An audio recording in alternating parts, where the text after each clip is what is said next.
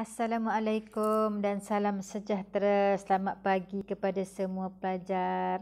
Okey, pada hari ini Cikgu Ira akan berkongsi tentang topik 2.2 iaitu organ utama pertukaran gas. Bagi mata pelajaran biologi KSSM dan kita masih lagi berada di dalam bab 2. Okey. Sebagai permulaan, cikgu akan memberikan sedikit pengenalan keperluan pertukaran gas di dalam tumbuhan, iaitu tidak seperti haiwan yang mencari makanan, tumbuhan mensintesis makanannya sendiri melalui proses fotosintesis. Okey, jadi disebabkan dia tidak bergerak seperti haiwan kan, jadi dia melakukan proses yang mana daripada proses itu dia dapat menghasilkan makanan dia sendiri untuk dia menjalankan proses pertumbuhan. Bagi menjalankan fotosintesis dengan efisien, tumbuhan perlu menukarkan gas. So dia akan tukarlah gas apa kepada gas apa dan menyerap cahaya. Okey, pertukaran gas oksigen dan gas karbon dioksida antara tumbuhan dan persekitaran berlaku melalui liang stoma. Jadi gas oksigen yang dihasilkan melalui proses fotosintesis akan dikeluarkan daripada tumbuhan melalui liang stoma. Manakala gas karbon dioksida yang diperlukan untuk proses fotosintesis diambil daripada persekitaran juga melalui liang stoma. Stoma merupakan liang stoma ataupun stoma mempunyai liang stoma yang terdapat di permukaan epidermis bawah daun. Kat bahagian bawah daun tu terdapat epidermis bawah tu, okey, dekat situ terdapat banyaknya stoma. Liang stoma diapit oleh sel pengawal. Okey, sel pengawal yang mengawal atur bukaan dan penutupan stoma dengan menukarkan bentuknya. Jadi bentuk dia tu terubah macam tu, so dia boleh terbuka dan akan menyebabkan liang stoma terbuka dan tertutup. Sel pengawal juga mengandungi kloroplas untuk menjalankan proses fotosintesis. Okay, itu adalah pengenalan kepada topik keperluan pertukaran gas. So kita teruskan lagi. So dekat sini cikgu paparkan kepada pelajar gambar rajah mikrograf stoma yang terdapat di permukaan epidermis bawah pada struktur daun tu. So kita nampaklah stoma kat situ. Okey, pada pokok ditemui banyak pada permukaan bawah, pada permukaan epidermis bawah daun. Okey, seterusnya pelajar-pelajar, di sini terdapat sedikit eksplorasi bio tentang pokok kaktus. So kita tahu pokok kaktus ni dia punya habitat, tempat tinggal dia di gurun. So macam mana dia boleh survive pada kawasan yang habitat yang begitu panas macam tu. So dalam keadaan yang airnya kurang, apa yang dilakukan adalah pokok kaktus di habitat gurun membuka stoma hanya pada waktu malam. Okey, untuk dia menyerap gas karbon dioksida untuk dia lakukan proses fotosintesis. Suhu pada waktu malam yang lebih sejuk dapat mengurangkan dia daripada mengalami kehilangan air. So stoma dia hanya terbuka pada waktu malam.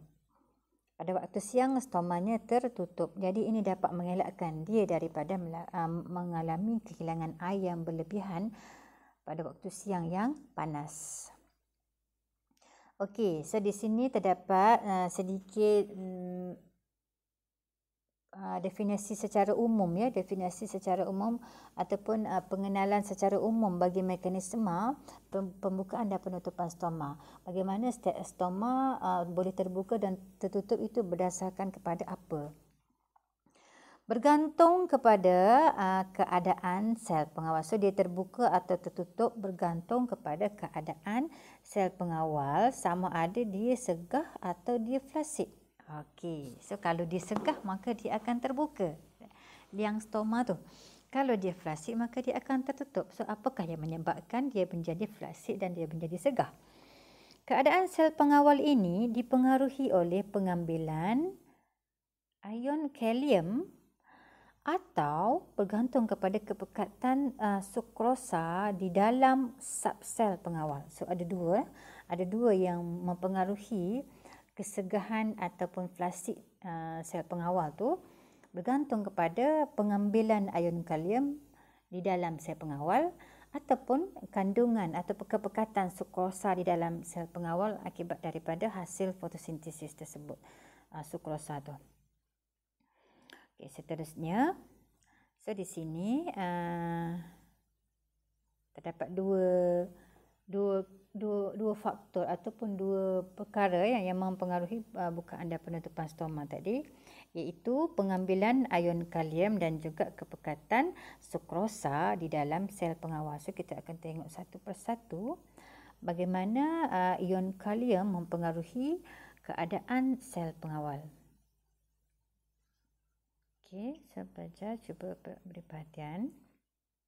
Pengumpulan atau penyingkiran ion kalium di dalam sel pengawal akan mengubah keupayaan larutan. Okey. Hal ini akan meningkatkan atau menurunkan keupayaan air di dalam sel pengawal. Air akan meresap keluar, air akan meresap keluar atau meresap masuk ke dalam secara proses osmosis. Keadaan inilah yang akan menentukan sama ada sel pengawal itu menjadi segah ataupun flasid. Okey. So dekat sini dia menerangkan bahawa proses pengumpulan, maksudnya ion kalium tu diangkut masuk ke dalam, ataupun proses penyingkiran ion kalium diangkut keluar daripada sel pengawal. So proses masuk ke dalam ataupun penyingkiran ini akan mengubah keupayaan larutan tu. Okey, dan perubahan keupayaan larutan akan menyebabkan berlakunya peningkatan ataupun penurunan keupayaan air di dalam sel pengawal. Jadi faktor itu akan menyebabkan molekul air diangkut masuk ataupun diangkut keluar melalui proses osmosis. So kalau air itu diangkut keluar, air meresap keluar secara osmosis akan menyebabkan sel menjadi flasid. So kalau air meresap masuk ke dalam sel pengawal secara osmosis juga akan menyebabkan sel itu menjadi segah. Okey, itu adalah kefahaman awalnya. So untuk pelajar dapatkan kefahaman awal sebelum kita pergi secara spesifik bagaimana dia terbuka dan bagaimana dia tertutup sel pengawal tersebut. So, sekarang kita tengok faktor perubahan kepekatan sukrosa di dalam sel pengawal. Okey, so kita tengok dulu. Pada waktu siang atau dalam keadaan kehadiran cahaya, ada cahaya maksudnya lah, ada cahaya buatan ke, cahaya matahari ke, fotosintesis berlaku dan menghasilkan gula yang larut yang kita panggil sebagai sukrosa. Okey, betul lah tu kan. So bila berlaku fotosintesis maka terhasillah sukrosa melalui proses fotosintesis. Manakala pada waktu malam atau semasa ketiadaan cahaya, gula yang terdapat di dalam sel pengawal akan ditukarkan menjadi kanji. Maksudnya gula dalam sel pengawal itu akan berkuranglah. Okey. Jadi harap pelajar dapat faham dulu kat situ bagaimana liang stoma terbuka dan tertutup adalah berkaitan dengan adalah dipengaruhi oleh kandungan ion kalium di dalam sel pengawal yang menyebabkan air meresap masuk banyak ataupun air meresap masuk ataupun meresap keluar.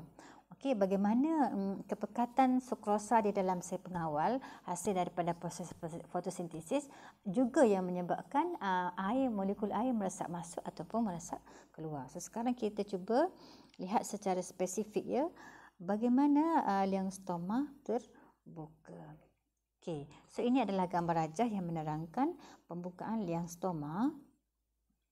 Daripada dalam keadaan stoma tertutup yang ni, okey, stoma tertutup. Okey, tertutup macam tu, so kita dapat lihat. Maka apabila adanya cahaya matahari sama ada pada waktu siang ataupun cahaya yang dibekalkan kepada tumbuhan, maka berlakulah fotosintesis kan. Maka ion kalium akan diangkut masuk. Okey, diangkut masuk kerana ion kalium ni memang diperlukan di dalam proses fotosintesis. Okey, so ini akan menyebabkan molekul air akan meresap masuk secara osmosis, menyebabkan sel pengawal menjadi segah. Okey, sel pengawal menjadi segah dan liang stoma terbuka. Okey, itu gambar dia. So, kita pergi kepada penerangannya. Agak panjang ya, agak panjang dekat situ cikgu besarkan untuk bantu pelajar dapat faham. Bagaimana pengambilan ion kalium oleh sel pengawal menyebabkan liang stoma boleh terbuka. Okey, cikgu ulang sekali lagi. Bagaimana pengambilan ion kalium oleh sel pengawal menyebabkan liang stoma terbuka. So, kita tengok satu persatu. Ion kalium bergerak ke dalam sel pengawal. Okey, bergerak masuk ke dalam sel pengawal. Okey, diperlukan untuk proses fotosintesis lah kan. Ini akan menyebabkan keupayaan larutan. Okey, keupayaan larutan dalam sel pengawal akan meningkat. Okey, larutan dalam tu akan meningkat. Keadaan ini juga akan menyebabkan keupayaan air di dalam sel pengawal menurun. Maksudnya air sikitlah. Air sedikitlah dalam sel pengawal tu. Jadi bila kandungan air sedikit, maka molekul air dari luar sel pengawal, iaitu daripada sel-sel epidermis di sekeliling sel pengawal tu akan meresap masuk ke dalam sel pengawal secara osmosis. Ini adalah konsep kecerunan kepekatan. Apabila di dalam sel pengawal tu kandungan airnya kurang, maka dan di luarnya kandungan air banyak, maka air akan meresap masuk ke dalam sel pengawal. Okey, keadaan di dalam sel pengawal yang kurang air tadi, so kita panggil sebagai keupayaan air yang menurun. Okey, keupayaan air yang rendah. Jadi apabila air meresap masuk secara osmosis, akibatnya sel pengawal akan dipenuhi dengan air dan sel pengawal akan menjadi segah dan melengkung ke arah luar. Okey, itu adalah kesan daripada pengangkutan ion kalium ke dalam sel pengawal pada waktu siang. Okay, sekarang kita tengok pula kesan kepekatan sukrosa di dalam sel pengawal. Bagaimana kepekatan larutan sukrosa yang akan mempengaruhi terbukanya liang stoma atau segahnya sel pengawal. Okay, so kita tengok dekat sini. Okay. Belajar perhatikan tajuk tu ya. Tajuk dia tu kepekatan sukrosa di dalam sel pengawal. So penerangan dia pelajar tak nampak tajuk tak apalah. Okey, penerangan dia.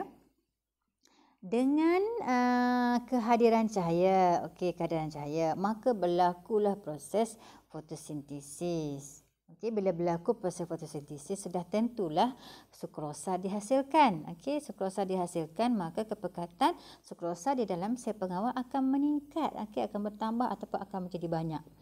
Ini menyebabkan keupayaan air dalam sel pengawal menurun ataupun kandungan air di dalam sel pengawal itu jadi sikitlah sebab dia dipenuhi dengan sukrosa.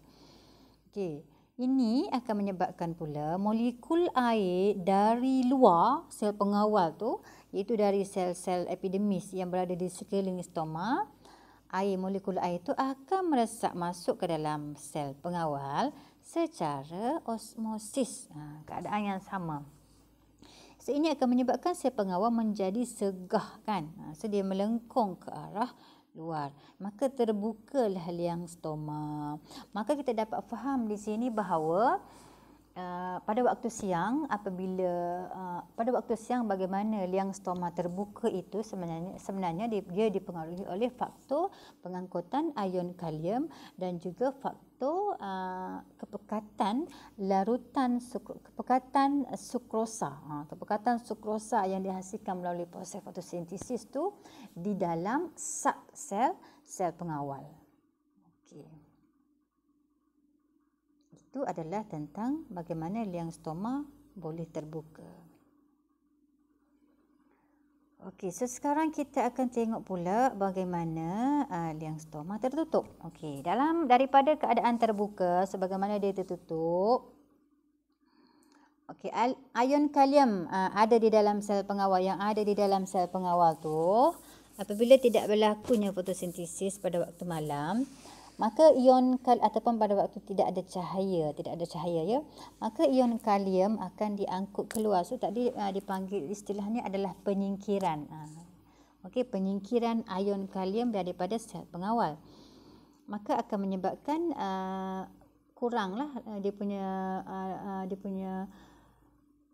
okey, akan menyebabkan air dalam sel pengawal tu juga akan meresap keluar.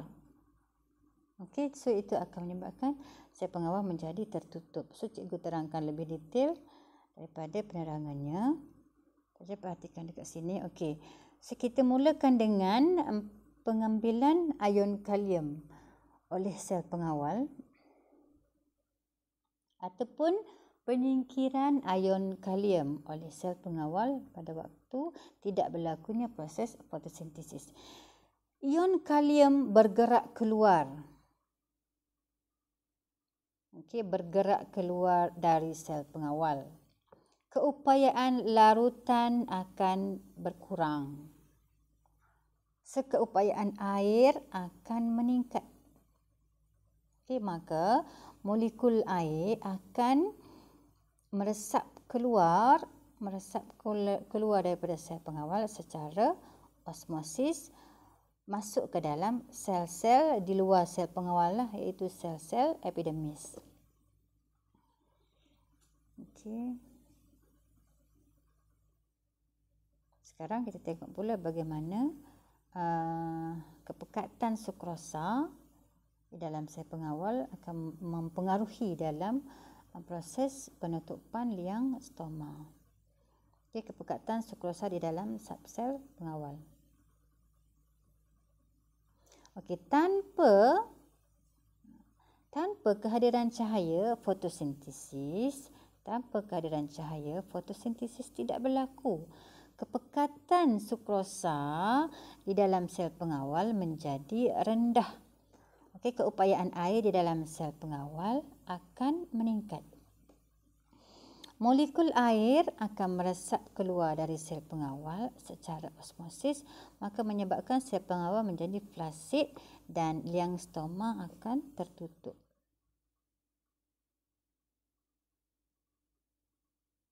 Okey, seterusnya.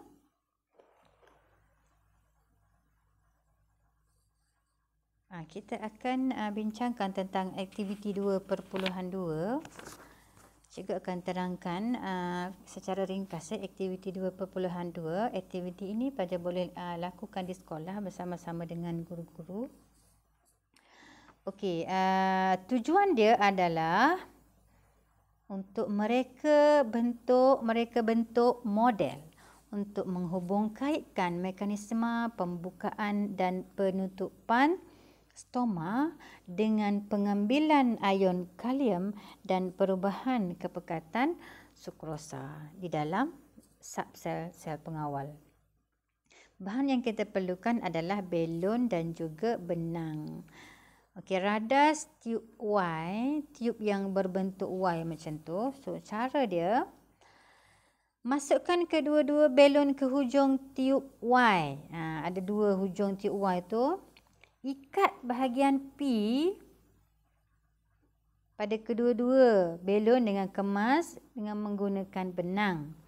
Simpulkan bahagian Q kedua-dua belon dengan benang secara longgar. Tiub melalui hujung tiub Y perlahan-lahan sehingga terdapat ruang di antara belon bagi set A. Ulang langkah 1 hingga 3 untuk mendapatkan satu set radas lagi, iaitu dipanggil sebagai set B. Lepaskan bahagian udara dari belon set B sehingga kedua-dua belon menjadi lurus. So pelajar boleh perhatikan di sini set A tu seumpama seperti liang stoma yang terbuka. So set B tu umpamanya liang stoma yang tertutup. So soalan dia, Namakan struktur tumbuhan yang diwakili oleh kedua-dua belon dan ruang di antaranya. Belon mewakili sel-sel pengawal, ruang di antara belon tu mewakili liang stoma yang terbuka ataupun tertutup kan.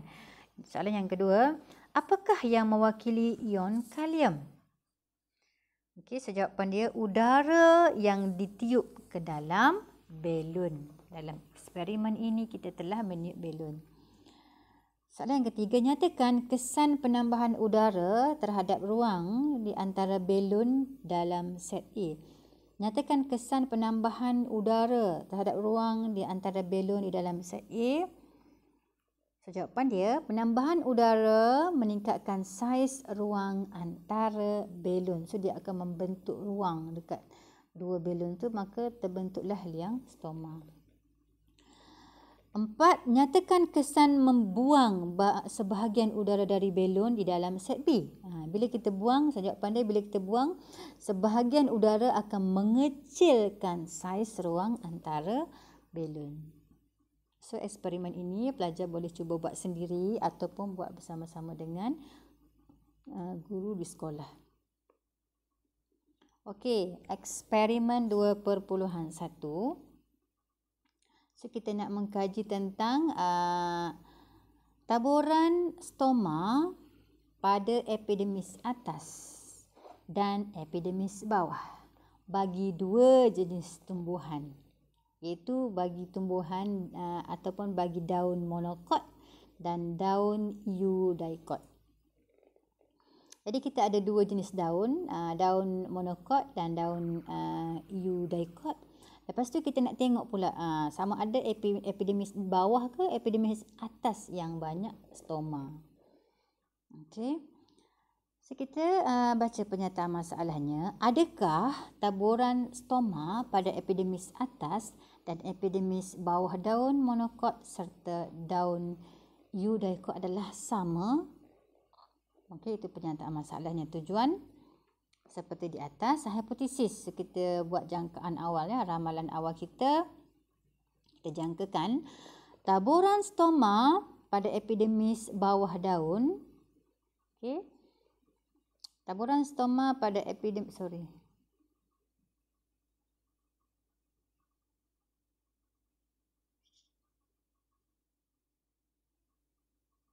tak jadi, cikgu nak alihkan benda ni. Okey. Duduk kat situ. Okey. Okey, so ramalan kita, jangkaan kita, hipotesis tu, taburan stoma pada epidermis, kita jangkakan bahawa taburan stoma pada epidermis bawah daun monokot dan daun dicot adalah lebih padat berbanding taburan stoma bagi epidermis atas. So, kita buat jangkaan yang paling mudah, iaitu bagi kedua-dua tumbuhan sama ada monokot ataupun eudicot, taburan stomanya banyak pada epidermis bawah. Okey, epidermis bawah daun. Macam tu. Bagi kedua-dua. Okey. So, kita cipta kat sini, kita cuba fikirkan apakah pemboleh ubah dimanipulasi. Pemboleh yang kita manipulasikan dekat sini adalah bahagian epidermis daun dan jenis daun tumbuhan. Betul tak? So, kita ada dua pemboleh ubah dimanipulasi lah. Bahagian epidermis daun ke yang banyak stoma ataupun tumbuhan monokot kah atau dicot kah yang banyak stoma. Okay, pemboleh ubah bergerak balas. So, hasil kita punya eksperimen pada hari ini kita nak tengok tentang bilangan stoma kan. Okey, bilangan stoma banyak ke tak banyak taburan tadi. Yang kita malarkan dalam eksperimen ini adalah daun tumbuhan. Okey, daun lah, maksudnya kita tengok pada daun lah, bukan kita tengok pada batang atau pada bunga. Jadi kita gunakan dua jenis tumbuhan, iaitu pokok keembong dan pokok bakung. Pokok keembong ni mewakili tumbuhan eudicot dan pokok bakung ni tumbuhan monokot. Okey, seterusnya kita tengok radas yang kita perlukan. Kita perlukan pengilat kuku tidak berwarna, kanta pembesar, fosep, slide, penutup kaca dan juga mikroskop cahaya.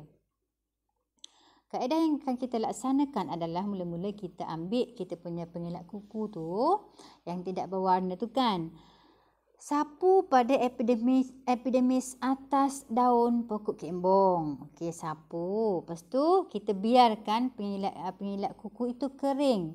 Bila dia dah kering, kita kupas lapisan pengelak kuku itu daripada permukaan daun dengan berhati-hati. So kita buat pada epidermis atas dulu bagi pokok kembong dulu.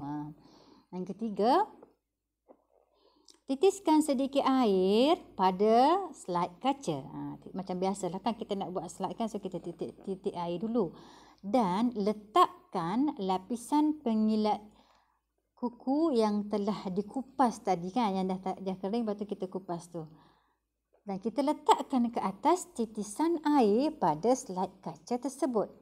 Tutup dengan penutup kaca. Okey, kemudian ambil sisip kaca, kita tutuplah kita punya kupasan pengilat kuku tadi. Sekarang perhatikan kehadiran stoma dan hitungkan bilangannya dengan menggunakan mikroskop cahaya. Kita letak di bawah mikroskop cahaya, sekarang kita perhatikan. Ataupun kita perhatikan mikroskop cahaya dengan kanta objek kuasa rendah dulu. Kuasa rendah dulu, lepas tu boleh cuba untuk kuasa tinggi pula lah. Okey, yang keempat, ulangi langkah 1 hingga 3 bagi epidermis bawah pula. Bagi daun yang sama, daun pokok kembong pula.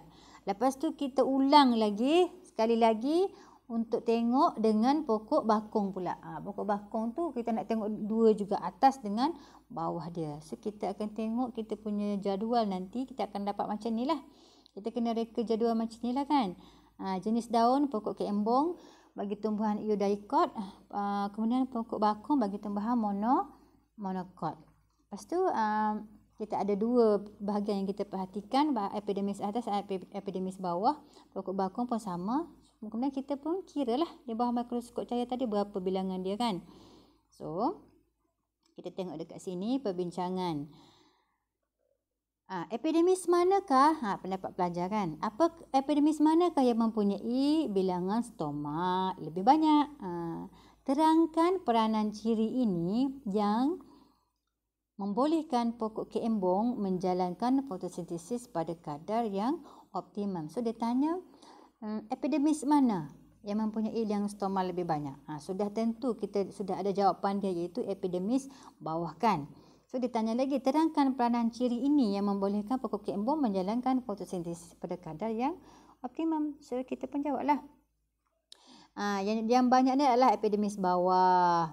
Okey, epidermis bawah tidak terdedah secara langsung kepada cahaya matahari. Pembukaan stoma untuk penyerapan gas karbon dioksida tidak menyebabkan penyejatan air secara berlebihan.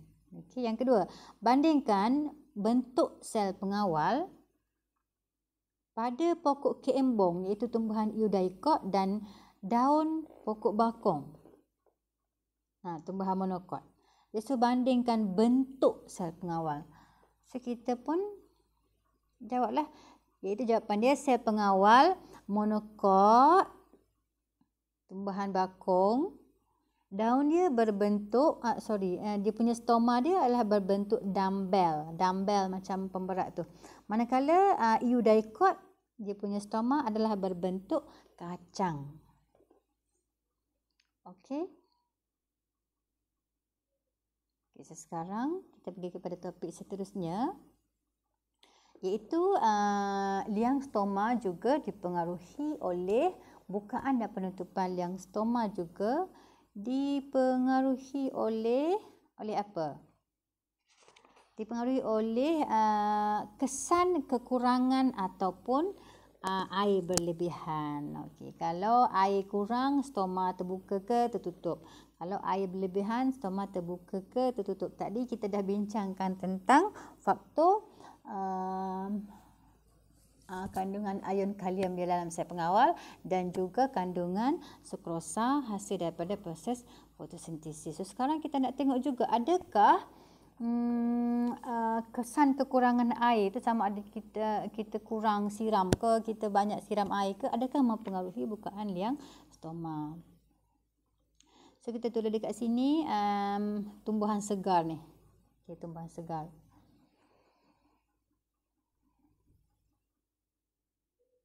Okay. Dalam keadaan tumbuhan segar lah, air mencukupi kan. So air mencukupi. So kita tengok dah. Kita tengok dulu struktur dinding, struktur sel pengawal ni. Dinding dalam sel pengawal adalah tebal. Okey. Dinding bahagian dalam dia ni lebih tebal. Okey. Manakala dinding bahagian luar, so ni bahagian luar, ni bahagian dalam. Sorry, tu liang stoma. Tu dinding bahagian dalam. Okey, yang dinding bahagian dalam tu dia lebih tebal. Manakala dinding bahagian luar dia lebih nipis. Okey. Faktor ketebalan dan kenipisan dinding sel pun mempengaruhi bagaimana sel pengawal itu boleh melengkung dan terbuka. Okey, maka apabila air mencukupi, sel pengawal akan menjadi segah. So, bila dia segah, maka sel pengawal tu akan melengkung ke arah luar. Kenapa dia melengkung ke arah luar? Sebab faktor dinding sel yang tebal pada bahagian dalam dan nipis pada bahagian luar. Itu menyebabkan liang stoma boleh terbuka. So, kita perhatikan penerangan dia. Tak boleh nak besarkan dah. Paling besar dah. Apabila tumbuhan mendapat air yang mencukupi, sel pengawal menjadi segah. Sel pengawal mempunyai dinding dalam sel yang lebih tebal dan bersifat kurang elastik berbanding dinding pada bahagian luar. Sifat dinding luar yang nipis, sifat dinding luar yang nipis dan lebih elastik menyebabkan sel pengawal melengkung keluar dan stoma terbuka. So kita dapat pegang dua lah kata kunci dari segi ketebalan dan juga dari segi elastik dia. Dinding bahagian dalam dia tebal dan dia tak elastik, dia kurang elastik. Dinding bahagian luar dia nipis dan dia lebih elastik. So bila air masuk dengan banyak, maka dia akan segah dan dia akan melengkung ke arah luar. So sekarang kita tengok pula dalam keadaan air yang tidak mencukupi, iaitu tumbuhan layu ni kan. So, tumbuhan layu apa yang berlaku kepada liang stoma? Liang stoma menjadi flasid dan stoma tertutup. Cikgu betulkan. Sel pengawal menjadi flasid dan stoma tertutup. So penerangan dia, apabila tumbuhan kekurangan air, kita tak jiruh lah maksud dia ni, kita tak siram kan. Sel pengawal menjadi flasid. Sifat dinding sel luar yang nipis dan lebih elastik menyebabkan sel pengawal hilang kesegahan dan stoma akan tertutup.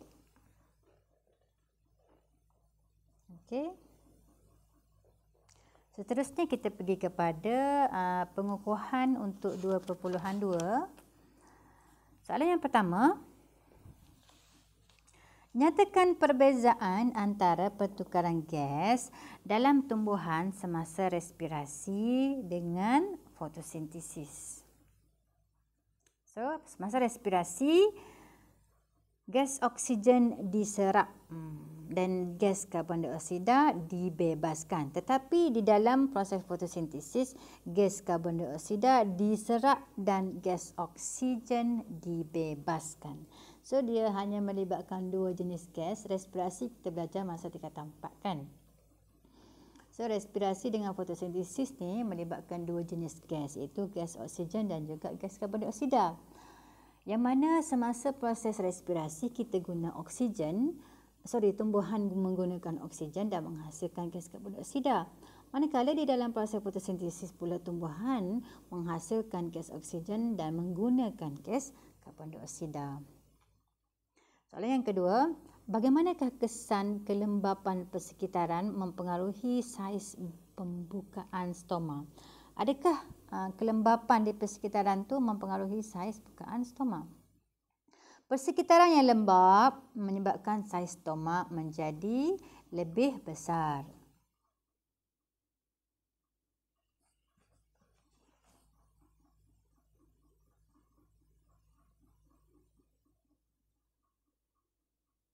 Okey, sekejap ya. Oh, sorry. Cikgu punya ni bertindih dekat situ. Okey, sekejap.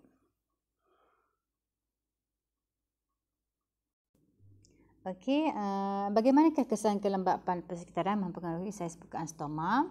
Persekitaran yang lembab menyebabkan saiz stoma menjadi lebih besar. Wap air di dalam udara yang tinggi merendahkan kadar kehilangan air daripada daun. Okey, soalan seterusnya. Yang ketiga, taburan stoma lebih padat di permukaan bawah daun berbanding permukaan atas. Wajarkan. Terangkan maksudnya kan. So kita penjawablah. Taburan stoma di bahagian bawah daun lebih padat kerana bahagian bawah daun tidak terdedah secara langsung kepada cahaya matahari dan haba. Ini dapat mengelakkan daripada berlaku kehilangan air secara berlebihan. Soalan yang keempat, apakah kepentingan penutupan stoma semasa kekurangan air? Jawapan dia mengelakkan daripada kehilangan air yang banyak secara transpirasi. Okey pelajar-pelajar semua, maka berakhirlah penerangan cikgu tentang 2.2 iaitu tajuk organ utama yang terlibat di dalam pertukaran gas, iaitu organ stoma.